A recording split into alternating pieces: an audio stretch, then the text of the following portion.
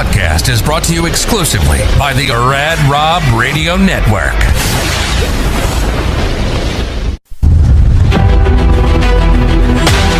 Imagine a place where mental health, resilience, sports, and the power to never give up all come together. This show is about life. It's about mental health. It's about bouncing back stronger than ever. This is Reset and Rise to the Unbreakable with Amanda Moore.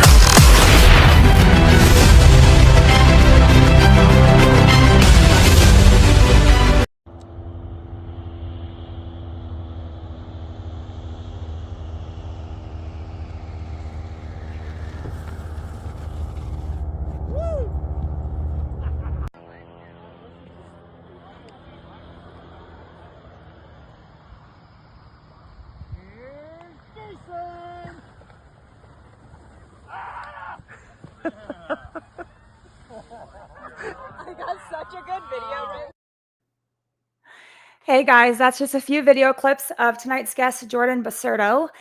He is the drop zone owner of Skydive, Skydown in Caldwell, Idaho. Jordan's path has not been linear by any means. He's went from professional snowboarding, fashion, sales, marketing, stage training in front of thousands, and finally skydiving, where he found his calling. His story is proof that reinvention isn't failure, it's mastery. So let's welcome Jordon to the show. You guys, are you able to hear me okay? There we Yep, are. we can hear you. Right How are you, Jordon? I'm doing well. How are you? Good, good. So we found a couple of clips last minute today of you, and one was Michael Myers. I wasn't there for Someone's that. got to tell Rob. He's yelling, "Here comes Jason." I know. Help him get his doesn't know horror the difference apparently. Yeah. But anyway, so that's just a few clips of you with what we call swooping, correct? And at what speed are you going when you're swooping? What's the highest speed you've ever gotten to? I'm not sure. So they have these little devices that you can like GPS track. I got a buddy who's a cop. We've been begging him to come out with a radar gun, but I've never actually worn one of those devices. The GoPros themselves have like a built-in thing. I don't know how accurate it is, but I've had that. Between the GoPro and my AED, it says somewhere in the high 60-mile-an-hour range. That's insane. And it is fun to watch. There's a few guys out there that like to do some swooping, and I had the privilege over the summer of watching 4 of you all swoop. So, and out there you have skydivers, you have students, you have tandem instructors, you have tandems galore. And then you also have wingsuiters. You've got a whole plethora of things. Just to give people kind of a feel for what the drop zone is like. It's kind of a family feel atmosphere compared to some of the other drop zones you would go to around the nation. And that's kind of the feel that you're wanting to go for, correct? Absolutely. Yeah. So that's a picture from Safety Day last year. Mm-hmm. That was fun and very informational. As me not being a licensed skydiver, it was very informational to be privy to a lot of information there. So, sure. And I really appreciate the fact that you let me hang out there and I get to know people out there as well. You have how many tandem instructors at Skydive, Skydown? We have 2 guys that are full-time, and then probably another 3 or 4 part-time guys that we can call on when we need to. Okay. And then you have coaches. And then a lot of coaches. A lot of coaches, and you have students. How many students did you have sign up for the year 2025, and how many finished getting their license? I know there's still a few that are looking to finish up the courses to get their license. Yeah.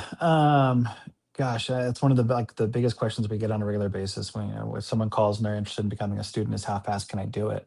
Yeah. And I've had people go through the program with us in as little as 2 weeks, 2 to 3 weeks. Mason, actually one of our coaches, I think he was about 2 to 3 weeks time. Wow. Yeah, so it's more so just dependent on the person and how much free time they have. That's kind of what I always tell them. If you're going to be there 4 or 5 days a week, sunrise to sunset, then yeah, we're going to get it done pretty quick. If you're coming out once a week to do one jump at a time, It's going to take you a whole summer. So Yeah, we enrolled a little bit over 20, it was probably about 20, somewhere to 20, 25 students this summer.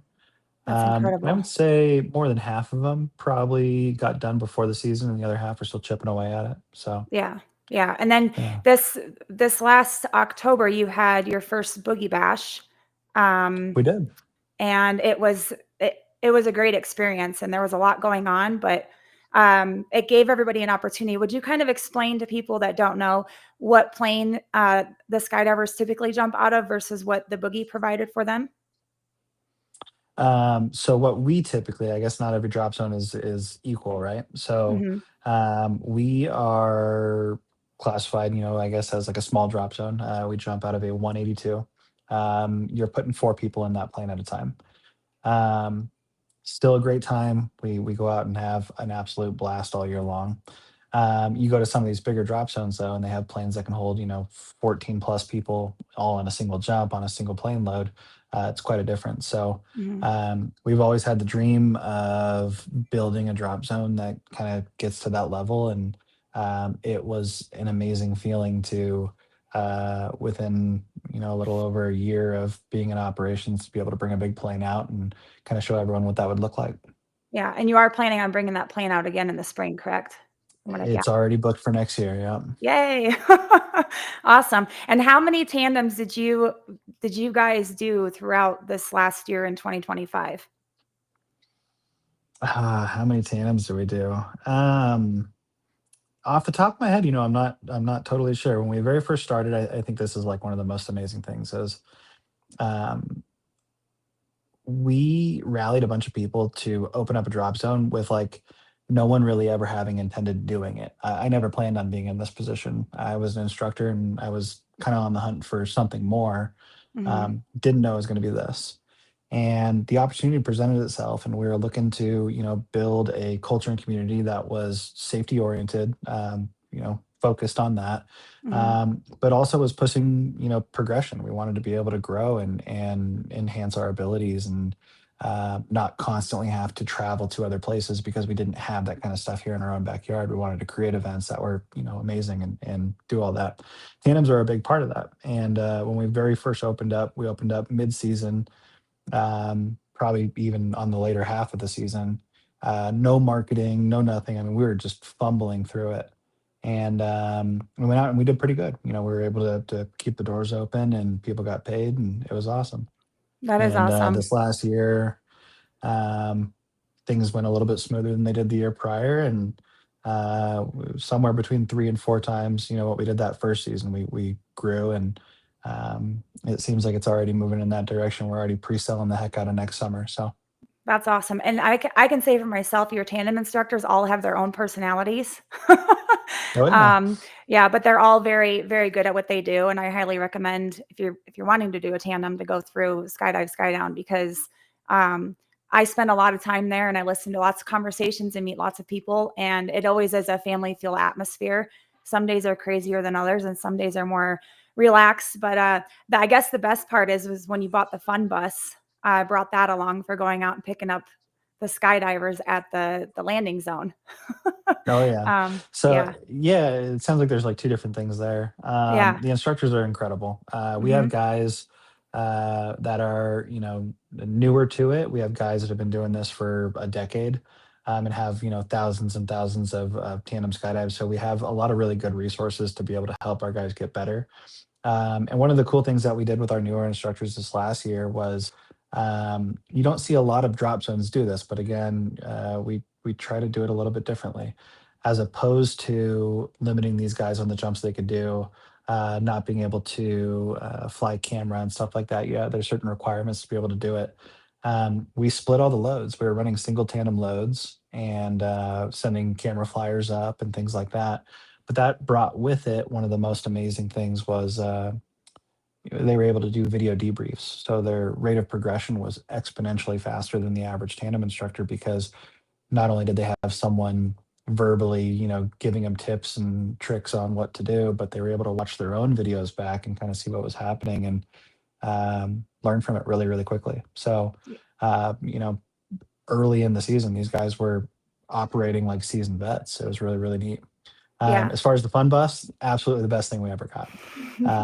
Being able to have everyone come out and be a part of the landing, and that sense of inclusion, that's exactly what we wanted. We wanted to create, was just when you walk through the door, you're a part of the community. Hmm. No questions asked, right?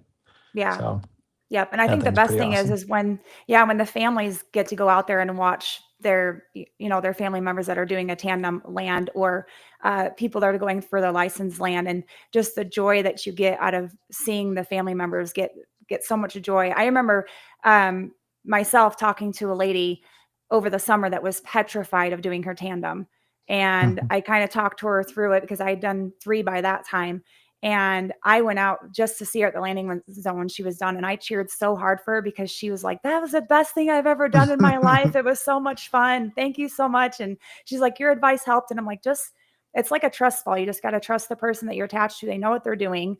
They're Mhm. professional, and you're going to have a blast. And so, Yeah, and that was probably one of my more memorable moments of being able to go out there and watch people land and take video and see different people. So it's been great for me, just to get to know and see a lot of different people out there. And I, of course, have really a huge amount of respect for you and what you've done with the drop zone. So, in the course of I the time, I've appreciate been that. going there, let's see, almost a year now. Mhm. So, I do want to ask you some core questions. You've reinvented yourself multiple times. When did you realize reinvention wasn't a setback, but your advantage? Um, I think I'm still figuring it out. Yeah. They say hindsight is 2020. I think oftentimes when we're in the middle of something, we don't really understand how we're going to get to that next step or whatever it is. If I recall back to oftentimes in these scenarios, I very rarely had any idea how I was going to get to that next step. Yeah. I think one of the bigger contributing factors, I guess, that helped me kind of stumble my way through different things.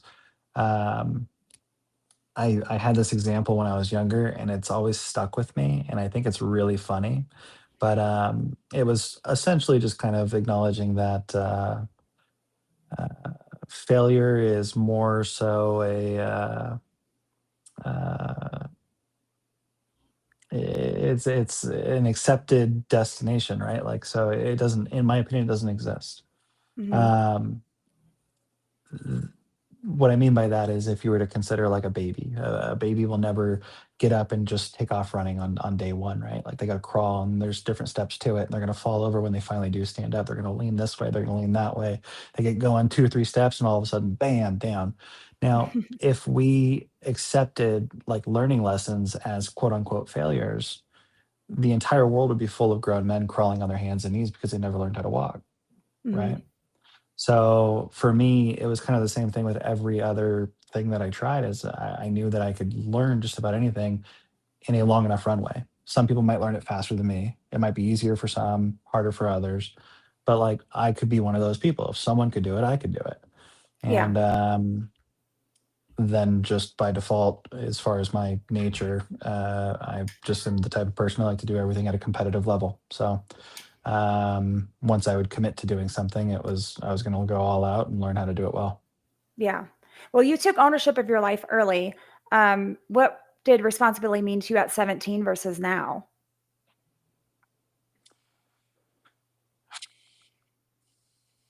Responsibility at 17, it's non-existent, right? Yeah. I think it's one of the cool things though is like you hear these different examples and people talking about the ability to like uh, what is it, like the Hernan Cortez story, like the burn the boats, whatever. Hmm. At 17, you can certainly do that. Like I packed my entire life into a car, moved across to another state, got a job. At certain points, I was living in that car, couch surfing, but pursuing a dream and like again learning lessons throughout the entire process of what was possible, what I could persevere through. Hmm. um, and as anyone who's gone through challenges like would agree, every single time you come out on the other end of something and you realize that you're still going, those Hmm. challenges get easier and easier, right?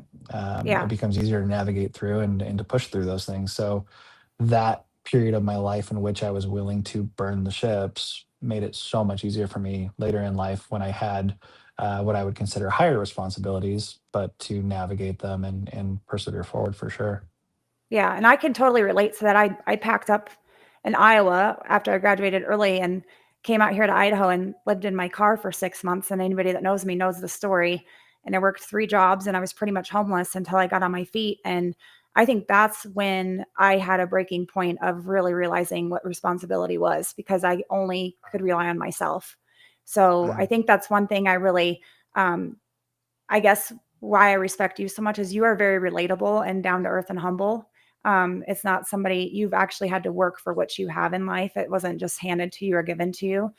You've definitely had your challenges as well. Rob wants to know, what was the name of the denim company you started? Yeah, so that whole thing, the very short version of the story, there was a TV show that came out on HBO. I forget what it was called, but two buddies in New York were owed money and somehow got a big old storage truck full of denim bolts. And they were like, "What are we going to do with this?" And they tried to like turn it into money. So they started a denim company. But I remember at this point in time, I'd already gone to school for fashion, and my buddy's sitting there looking at me. We're watching this show, and he was like, "We could totally do this." And that was literally like the inspiration of like, "Let's do it." And yeah, so we started a company. It was called Canvas. It was just spelled CNVS at the time, and then we grew that to having a manufacturer in LA, and we were driving back and forth. And um, I think we were making some really really cool denim streetwear. I just at the time didn't really understand the marketing side of things. Mhm. Um, and so, it was a lot of trying to get into small boutiques around San Diego and stuff like that. And like it was moving, it was going. It just, I look at some of the things in today's world, how fast things can go. And it certainly wasn't doing that, but it was definitely a lot of really cool experiences and lessons learned for sure. That's awesome. Well, snowboarding was once your entire identity. How Mhm. did you mentally let go of something that defined you, like things such as snowboarding? Um, I don't know that I would say that I let it go. I still very much enjoy snowboarding, and a lot of my, really, really good friends from that chapter of life, I still keep in contact with, and I'm celebrating. Gosh, one of my really good friends in Tahoe, his little brother's like, off to the Olympics right now, and it's cool stuff like that. That's awesome. Um, yeah, really, really, really enjoyed that stuff. Um, I think what pulled me away from snowboarding, I guess, was I had gotten hurt, and um, an experience I had with a team manager at the time. It just some of the guys were very much, "Hey man, how's your recovery going? Are you okay?" And this one guy just very specifically, uh, it was I realized it was more of a business transaction at the time, and I think I was very naive and young to like still just be purely in love with this thing. And Yeah. it wasn't about business for me. And so when that light bulb went off, it pushed me away pretty quickly, and I realized I wanted to be able to snowboard on my terms, and I wanted to have fun doing it, and um, not have it be so I don't know, on somebody else's terms. It's not what it was Yeah. about for me. Snowboarding came into my life at a I watched my biological father pass away from pancreatic cancer pretty quickly, and that was like what pushed me into it. And so it meant too much to me to do it on someone else's terms. Yeah, that totally makes sense. I think most professional athletes experience that type of feeling at some point in time or another. I know I have myself as well, For where sure, right? you kind of don't want someone telling you what you can or can't do. And if you win, you owe them a certain amount of money. And if they're backing you, then there's all these logistics to everything. So I Yeah. think a lot of professional athletes could relate to you on that part. I want to go back to your denim brand. That Mhm. exposed the gap in marketing a business, I would assume. So when that happens, does that feel like failure or fuel to you when something like that happens? And I guess that could go for your current business as well? Um, yeah, no, I mean, like, I think any of the challenges in the past, again, like being able to, like I was saying earlier, every single time we come out on the backside of something, like one of the things that I feel like we should at least acknowledge is that, like, hey, I made it through it. And Hmm. that gives us the ability to identify these challenges sooner, as well as like to pivot or adjust when we see those challenges coming. So we're like more prepared for them. Hmm. So yeah, the same challenges that happened back then, I then hyper focused on in a whole different chapter of life and learned a bunch of different marketing stuff to the point in which I ended up having a studio and we are doing that for other people. But that has helped me now today where now when I see these challenges coming, we're able to adjust for them. I took a couple years off when I first got into skydiving away from that marketing arena. There's a lot of different principles that are like very, won't really ever change. They might change on the setting or the platform that they're on, but there's a lot of things that have changed drastically in a handful of years. And so when I Yeah. first came back into it with the ownership of the drop zone, I kind of felt like I was drowning. And I had a lot of really good friends that do this type of stuff for a living, and a lot of people that took a lot of phone calls and gave their time and helped me kind of navigate through those challenges. But um, yeah, I think now more so I just hit those things head on. I wouldn't call it a failure. It's more of a uh, like a KPI, right? Yeah. Yeah. Nate has a question for you. He wanted to know, what is your favorite aspect of being a drop zone owner, and what are some of the challenges that can be aggravating? Favorite aspect is the community. So it's funny, the whole drop zone owner. I mean, I know you guys know, and we're on the podcast talking about it and all that stuff. Hmm. More often than not, I don't tell people that.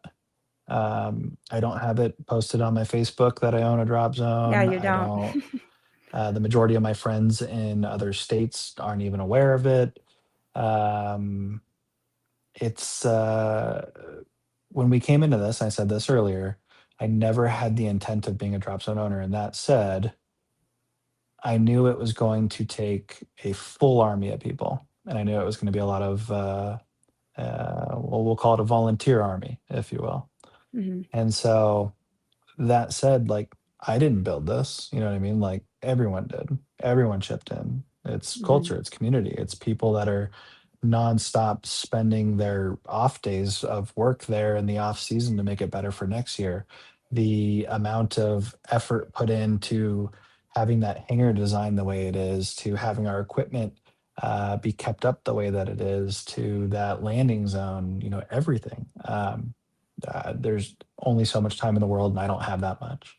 Yeah. So it is definitely a thing of everyone. So it's funny whenever I hear people say, my favorite part of that. My favorite part would just be the community. I don't take credit for it. I think everyone else has done this. Um, we have a lot of amazing people, and I just love being around those people. The community is everything for me. Yeah. The challenges, I don't know, the handful of things that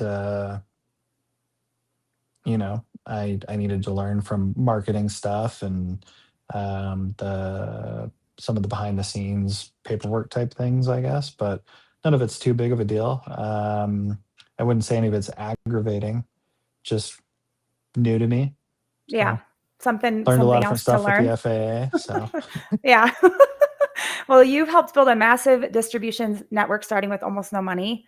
What mattered more than capital during that phase? um, community, same thing every single time. You like That community. is probably my thing that I will always say and fall back on is, I don't know. I think it's helped me in absolutely everything that I've ever done is being willing to show up for other people, do what you said you would. You know what I mean? Hmm. It's character traits. You'll attract and develop a community around you of people that have different skills and abilities and kind of help you get to that next level. When I was on the tail end of snowboarding is when I went to school for fashion, and I was doing that, in summers down in San Diego at the art school, and then I'd still spend my winters snowboarding, so they kind of overlapped. Snowboarding to the fashion to the sales marketing company.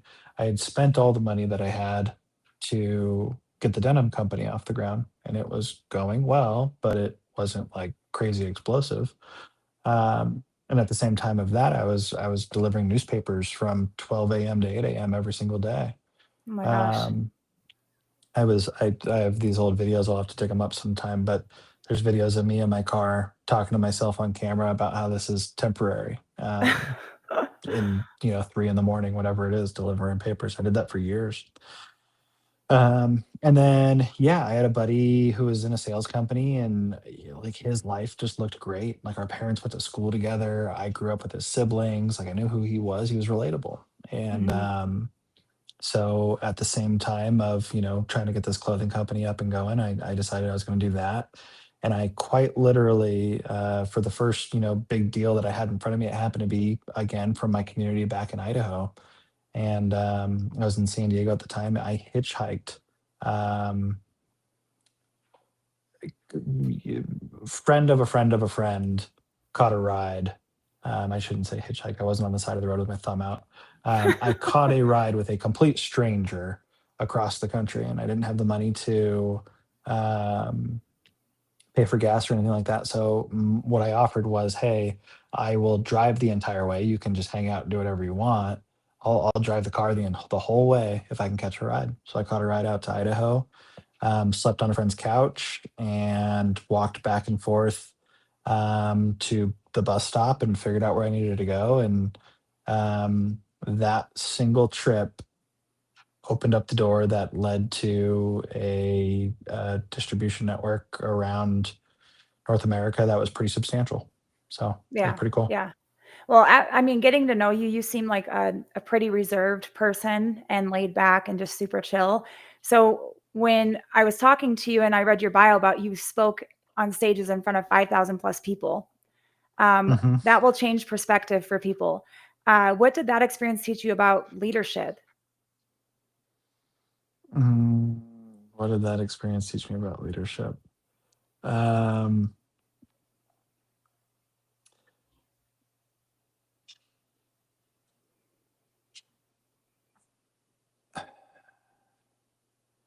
yeah, I don't know. That's a funny question. So I I learned a stumped lot you? from doing that kind of stuff.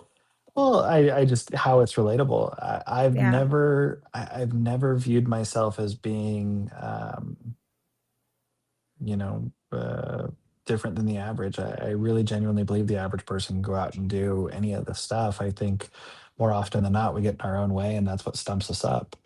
I think I had a lot of experiences that happened to me that pushed me to become um, obsessed with things that made me happy or feel alive, and I went in all in on those things. So getting to quote unquote like the finish line and being able to help other people do the same stuff, it's a great feeling.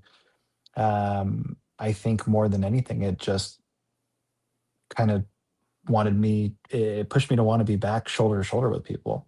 Hmm. I think you even see that in the drop zone right now. So uh, you have so many different people that get into a position of ownership within a company, and sure there's like a degree of delegation and whatever else, but you get these guys that go on boss mode and they think that their title gives them authority.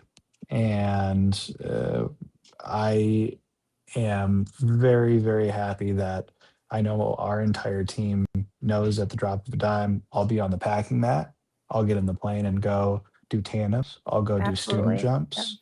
It don't matter what it is. I'll run manifest. Um, I'm more than happy to be right there beside everybody. And I think that was like one of the bigger things when being on a stage was uh, the reactions from people and this and that. It just made me realize it wasn't that big of a deal. Yeah. And it just made me want to be beside people more. I do think personally that some of the best leaders, when they are in a leadership role, or even if they are taking on a type of style where they're trying to lead a team of people, is that they know the ins and outs of every function of that business or something that they are doing or being a part of. So the fact that you say you can be on the packing mat or driving the bus or running manifest or being a coach or doing whatever is entailed in skydiving per se, I do think that that is kind of looked as you are a leader there, just like there's some other people that are leaders because everybody has a different skill set and different knowledge availability. But I think where people look up to you is that you are willing to jump in wherever is needed, and you know how to operate in every function at the drop zone, which, in my opinion, makes you a leader. I view you as a leader. So Thank you. you've lived both creative freedom and high risk discipline in your life.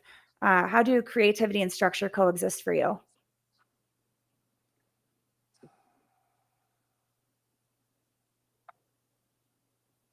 Um,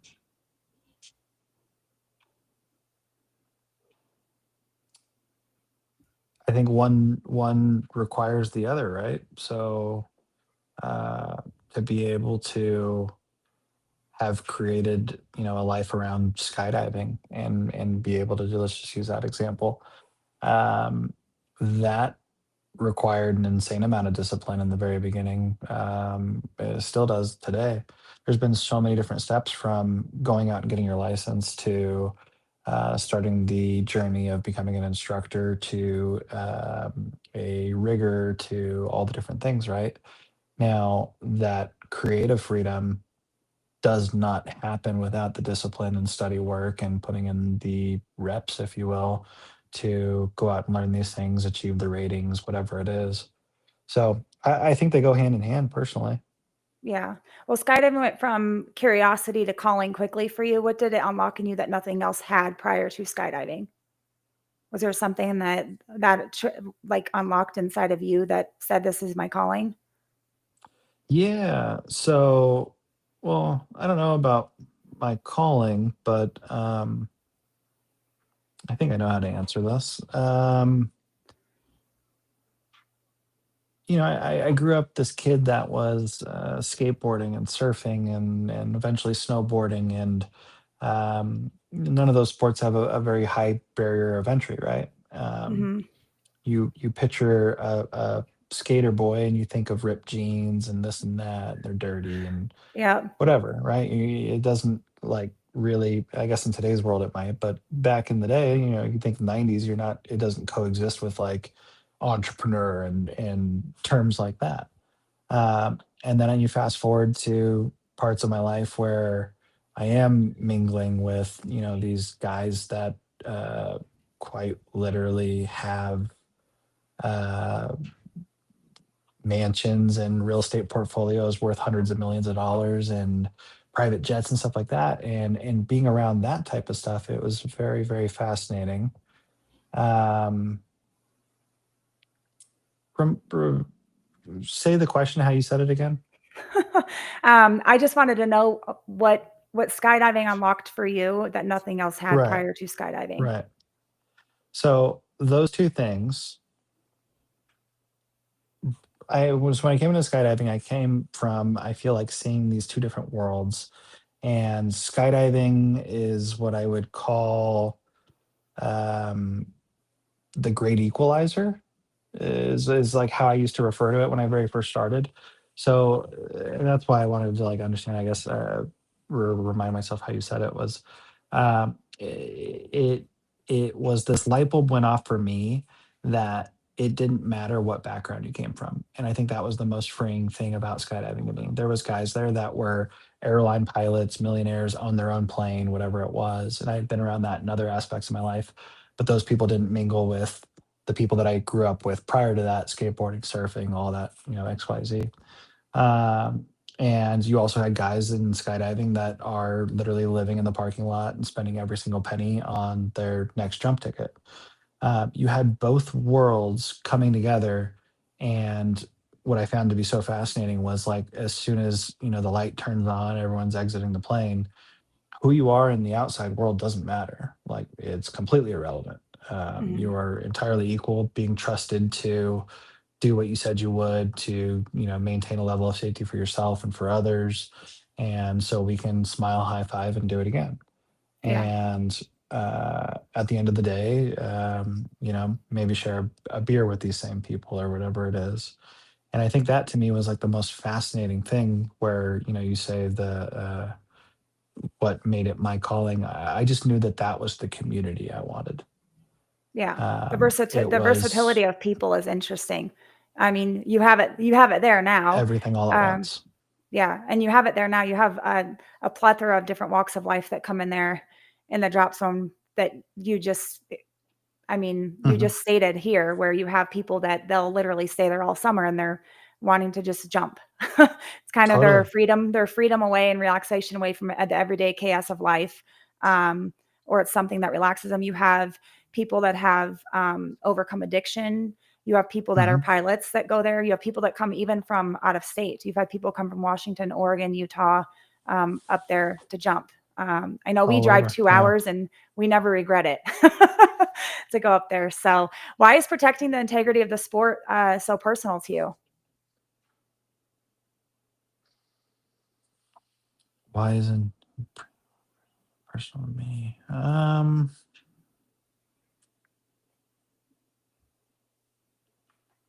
don't know. I guess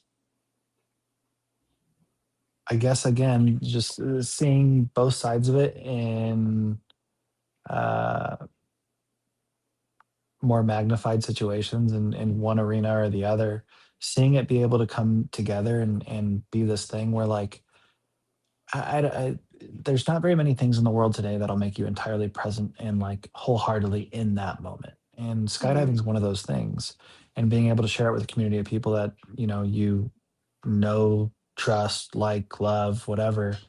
Um, it's like there's magic there. I don't really know how else to explain it, but there's magic around that. There's very few things in the world where you guys are all about to do something that is uh, death defying. It's not in our human nature to go out and fly, if you will.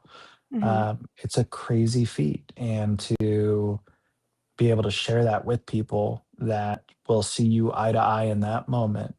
Again, nothing else on the outside world matters. Um, you're all equal. Like it's the most pure, raw, like again, the great equalizer. Yeah. I know when I was first introduced to it, it petrified me. Sure, Just to watch. I mean, the only thing here in Twin Falls, we have a copious amount of base jumpers that come to jump off the Perrine Bridge. The difference sure. between a lot of people think that's skydiving that don't know the difference. And the difference between base jumping and skydiving is skydiving, you have a reserve parachute, whereas base jumping, you do not. Um, and so I think that's one of the things that was gratifying for me to be able to be a little bit more relaxed with the thought of skydiving was the fact that Mhm. there's still a second chute to deploy if something shall happen. Have you personally, in your skydiving days, have you had anything injury wise happen to you that was kind of like a oh crap moment? Yeah, ish. I was just telling this story to a friend the other day, and he laughed and told me I should probably never tell this story. Um, when I very first got into skydiving, I had a snowboarding injury probably 6 months prior that I did not let heal properly, and it Ooh, resulted in me going on a jump that I probably wasn't qualified to do early in my career. A little bit, overzealous and just excited, and it resulted in me my arm dislocated in free fall. oof, So ouch. yeah. That's It pretty was an bad. exciting moment. That was I was able to get it back in place and deploy my parachute safely. I was able to land the parachute safely. It all worked out, but it was definitely an eye-opening moment of um, it's probably what led to a massive desire for understanding of the equipment and drilling safety practices. Honestly, I was just gonna ask sometimes you that those are if yeah. this yeah, I was just gonna ask you that if something the things that have happened to you, do you think that that is reflected upon the amount of safety and concern that you take with your students and your licensed skydivers and your tandems, and the safety protocols you have in place and how passionate you are about making sure everybody's doing gear checks and being safe? Yeah, absolutely. Yeah. Um, you know, our past experiences can always help us out in the future, as well as other people's experiences. The sport's been around long enough and collected enough data now. We've learned a good amount of things on do's and don'ts, and the gears evolved, and um, it would be silly of us to not look out for one another, or wait for us to experience something through trial and error to finally make a change. So we are huge advocates of studying nonstop, and picking up what other people are putting out there for us, and being able to utilize that so we can avoid those situations altogether. Yeah, and speaking of which, I know you've had Maxine Tate, who's world renowned. She came out there for a canopy Yeah. course over the summer. Who else have you had out there at the drop zone that people may know that have helped grow the knowledge in the sport for the people there at the drop zone? Yeah, that's a great question. We were really lucky this year to have a lot of really big names come out and show support to Skydive Skydown. One of them being Michael Watkins. He's currently a USPA board member. He's the owner and founder of Excel Skydiving. He's a examiner, so previous drop zone owner, years and years and years experience in the sport, military experience. He's a phenomenal teacher, just as a teacher. Um, but yeah, he, I think, is pretty renowned for making phenomenal coaches and phenomenal instructors. People know that if you uh, get your rating through him, that you worked for it, and that was important to us. We wanted the best. We wanted people to come out and know that it would change their. Uh, I'll share that story in a minute. But for me, I got my rating started through Watkins, and the conviction it gave me moving forward in this sport was, um, next level. Pretty funny story. But we also had Jay Stokes. He's former USPA president. He's also an examiner, phenomenal teacher. Used to be a Green Beret and lots of military experience, and he's currently the world record holder for most skydives in a single 24-hour period, at 640. Like, Oh what my a gosh, crazy that's number in insane. 24 hours. Yeah. Couldn't imagine. And he just got inducted into the Skydiving Hall of Fame. So pretty cool. That's amazing. And you guys did some stuff with Red Bull this summer, correct? We did. We flew the Red Bull team into the Albertsons Open. Yeah. And if anybody Yeah, that follows Red was Bull, they're insane.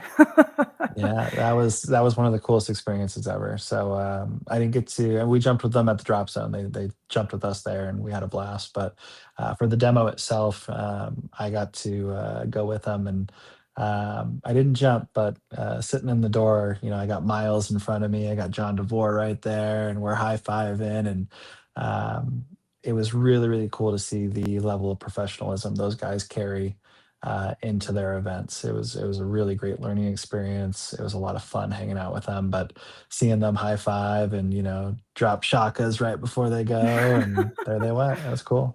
That is awesome. Was there a moment you almost didn't pivot in your life? And what do you think would have happened if you hadn't? Um, a moment I didn't pivot. Yeah. So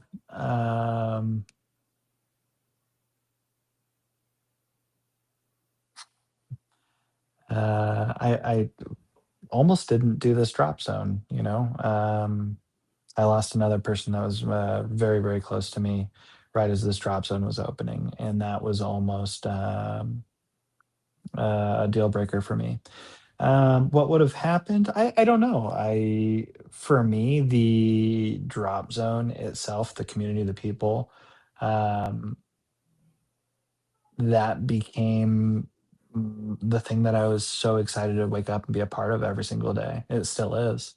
For me, it was that bulletproof armor, if you will. I felt invincible around our community, and yeah, I don't know that I would have had that. Vice versa, I don't know that we would have revived skydiving in the state of Idaho the way that we have. So Yeah. Do you have any I think that one's plans kind in the of future? two sided. Yeah. Yeah, I mean, bigger and better. We went out and became the number one drop zone in the state within a year, and that felt really good. And I had that conversation with someone where it was like, what do you do now? Where do you go from here?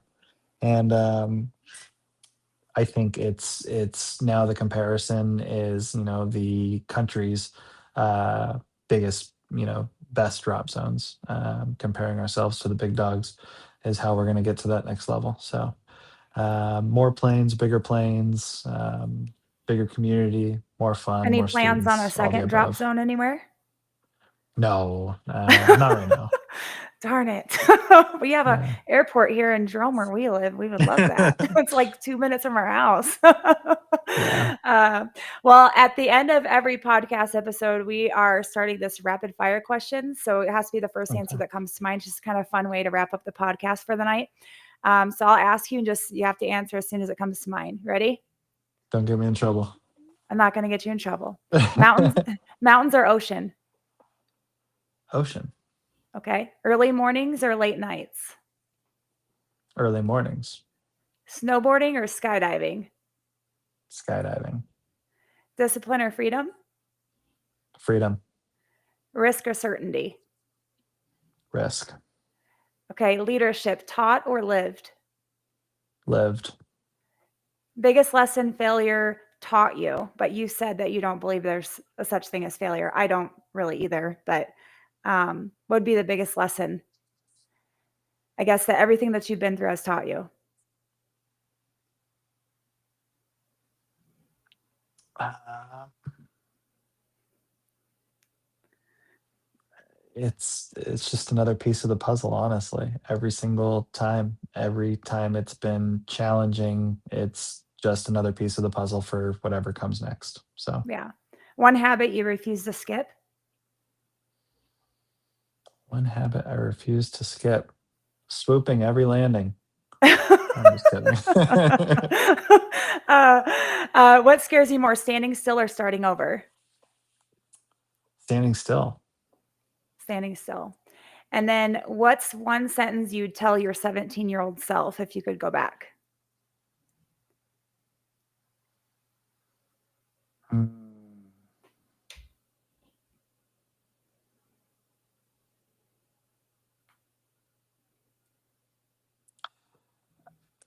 It'd probably be focus on the community. It took me a couple years trying to do things by myself before I realized what we could accomplish together. So Okay, cool. Well, we learned a lot about you tonight because most of the time, a lot of people don't have time to talk to you much because you're so busy. But I really want to thank you for coming on the podcast and chatting with us tonight and letting us know a little bit more detail about your life and how you became the wonderful person you are. You are amazing. I've told you before, I don't think you give yourself enough credit. And I'm looking forward to seeing what all happens at Skydive Skydown. And I'm hoping if anybody is listening or restreams this that is interested in skydiving will reach out to you and book a tandem because they're worth it. I've done 3 and I loved every single one. So yeah, I appreciate you coming on the podcast tonight, Jordon, and taking the time to do so. And I'm sure we'll see you soon. yeah. And then I just saw that there's a whole comment section. What's up, Yeah. everybody? You just saw that? That's Yeah, pretty everybody's been cool. commenting. Rob's been putting them at the bottom as they come in. But yeah, we've had some comments coming in, and I think Rob's posted almost every single one to the screen. So yeah, Shout out Chris. He's freaking one of our top dogs. Guy's an animal. yeah, he is an animal, and I call him Daddy Longlegs. And I mean, seriously, when he flies, when he lands, everything. Everything. Yep. Yep. So, Yeah. well, thanks, Jordan. I really appreciate it. And you are very, very loved by all of your fellow peers up there and everybody that goes there and spends money to help support the business. And if they're even out there just helping clean up around. And I know one person in particular who we call Idaho spent a good portion of time out there making that landing zone even longer now. So it's looking And great. Rodney. Yeah. Rodney and Idaho were out there And nonstop. Those Rodney. Yep. guys freaking Yep. crushed it. Yep. Yep. Yeah, no, again, I guess the last thing I would say is just it's our community is everything. So thank you guys. Thank you for watching. Thank you for helping build this thing, and let's go out and have another amazing year this next summer. Awesome. We'll talk to you next time, Jordan. Thank you so much. Sounds good. All right, guys. Thanks. That was another really good episode. I just wanted to mention this is available for restream immediately following the podcast that is live right now. You can find us on TikTok, Instagram, obviously YouTube. Audio podcast version will be available starting Thursday on all 14 platforms that are available for listening. Next week, we have our guest is Rex Enriquez. Rex is a 7th generation Texan military combat veteran, nonprofit founder, podcast host, and tactical business coach who has built a career around one mission: helping people own who they are and turn it into impact. He spent his early years serving in the U.S. Air Force as an intelligence operator, working across diverse teams and geographic regions. In that role, he learned how to lead, train, and operate alongside some of the most elite forces this country produces, including Navy SEALs, Army Rangers, Air Force Special Operations, CIA, FBI, and foreign military partners, ensuring terrorist networks are dismantled and threats were eliminated. I am very, very privileged to welcome Rex to the show next week. Again, we will be live at 6 p.m. Mountain Time, 7 p.m. Central Standard Time, and 8 p.m. Eastern Time. I want to thank you all again for tuning in tonight and chiming in on my conversation with Jordon. He is an amazing person. And again, if you are interested in skydiving, getting licensed, or doing tandems just for fun, Skydive, Skydown, and Caldwell, look them up on Google or give them a call, and I promise you won't regret it. So have a good night, everybody. Thanks for tuning in, and we'll see you next week.